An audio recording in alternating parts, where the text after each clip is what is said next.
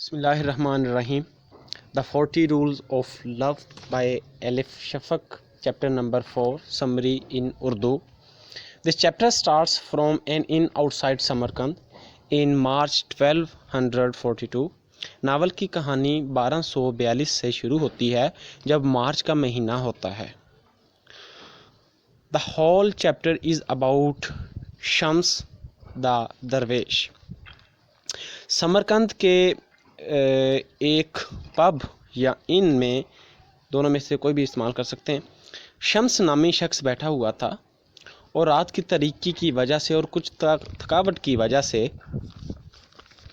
شمس ان کے اندر بیٹھا ہوا ہوتا ہے اور بیٹھا بیٹھا ہی وہ سو جاتا ہے، اور سونے کے بعد اسے وہاں پر ایک ویژن دکھائی دیتا ہے، ایک خواب آ جاتی ہے جس سے شمس خود کو ایک کنویں میں قتل ہو کر پھینکا ہوا محسوس کرتا ہے، کیونکہ ایک شخص کنویں کے قریب آتا ہے اور کنویں کے اندر دیکھ کر زور زور سے رونا شروع کر دیتا ہے، اور اس شخص کو شمس کے مردہ ہاتھ اور جسم نظر آتا ہے اور پھر کہتا ہے کہ انہوں نے میرے دوست شمس کو قتل کر دیا ہے.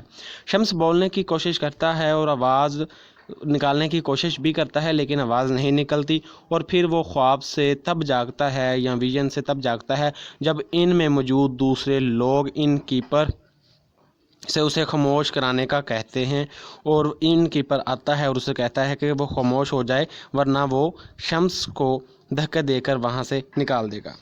لیکن شمس جو ہے ابھی اپنے ویژن میں، اپنے خواب میں کھویا ہوا ہے کہ وہ خواب میں رہے اور اس رونے والے شخص کو اچھی طرح جان لے کہ وہ کون ہے.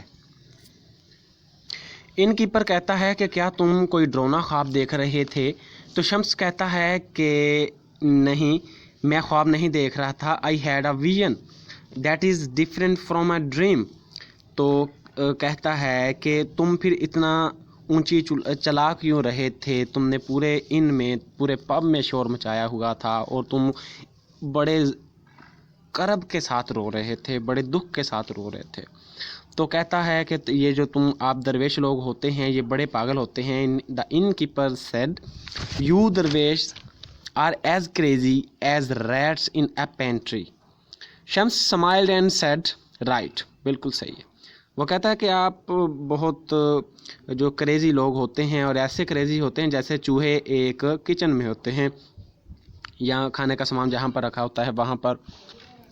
تو آگے سے شمس مسکراتا ہے اور کہتا ہے کہ بالکل تم صحیح کہہ رہے ہو.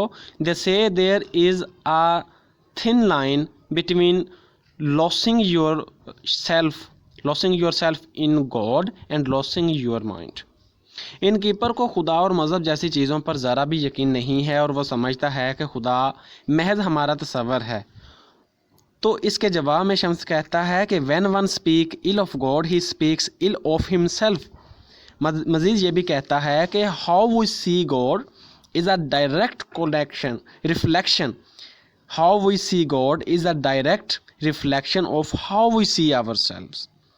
If God brings to mind mostly fear and blame, it means there is too much fear in ourselves. If we see God as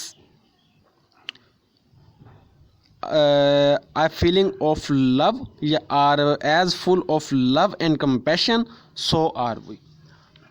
ہمارا آئینہ ہے، ہماری سوچ ہمارا آئینہ ہے. ہم جیسا سوچتے ہیں خدا بھی ہمیں ویسا ہی دکھائی دیتا ہے. تو وہ سوچ ہماری اپنی شخصیت کی عکاسی ہے کہ ہم خود کیسے ہیں.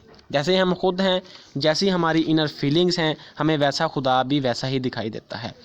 ابھی شمس اور ان کیپر کے درمیان بحث جاری ہوتی ہے کہ دو ڈرنکرڈ پرسن ان میں نشے کی حالت میں آ جاتے ہیں اور وہاں موجود دوسرے کسٹمرز کو تنگ کرتے ہیں، جسے دیکھ کر ان کیپر انہیں بہت زیادہ مارتا ہے اور کہتا ہے کہ گڈریا اپنی بھیڑوں کو چھوڑ کر جا چکا ہے. اب ان بھیڑوں کو بچنے کے لیے خود کو وولف بنانا ہی ہوگا. اس لیے میں بھی جو کبھی اس کی بھیڑوں میں تھا وولف بن چکا ہوں. یہ سمبولک ورڈز ہیں. جو گڈریا ہے یہ خدا کو ظاہر کرتا ہے، خدا، اور جو انسان ہے اس کی بھیڑیں ہیں.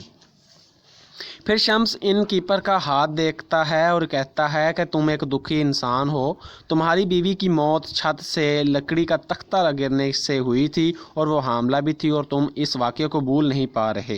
ये सुनकर इन कीपर बहुत हैरान होता है कि ये बिल्कुल ऐसे ही हुआ था कि उस कड़वी हकीकत के बाद इसका यकीन जो है खुदा से और दुनिया से बिल्कुल ख़त्म हो गया था, और कहता है कि तुम सिर्फ़ आज की रात शम्स यहाँ पर ठहर सकते हो और इसके बाद मैं उम्मीद करता हूँ कि तुम यहाँ से दफ़ा हो जाओगे, मैं तुम्हारा चेहरा नहीं देख सकता। जिस पर शम्स कहता है कि बस दुनिया और इसके लोग ऐसे ही हैं, जिसे सच बताओ, सच की बात बताओ, वो आपसे नफ़रत करता है, जिसे आप प्यार करो, प्यार दो, वो आपसे नफ़रत करता है।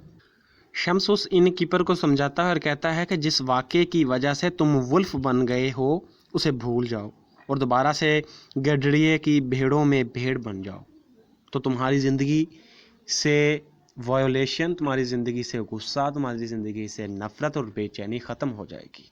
क्योंकि एक तल्ख़ वाक़या हमें मुकम्मल तौर पर बदल नहीं सकता, हमें उस तल्ख़ वाक़ये को अपने ऊपर सवार नहीं होने देना, ना उसकी वजह से हमने अपना लाइफ स्टाइल और अपने आप को बदल देना है, बल्कि अपने आप को उससे गुजार कर आगे निकल जाना है और उससे सबक सीख कर अपने आप को बेहतर से बेहतर बनाना है, ना कि उसका शिकार होना। तो दोस्तों यही था सबक और यही चीज़ें लिटरेचर में हमें सीखने के लिए मिलती हैं। आई होप कि इस समरी को आपने समझा होगा। तो इसे लाइक कीजिए, शेयर कीजिए, अपना ख्याल रखिएगा।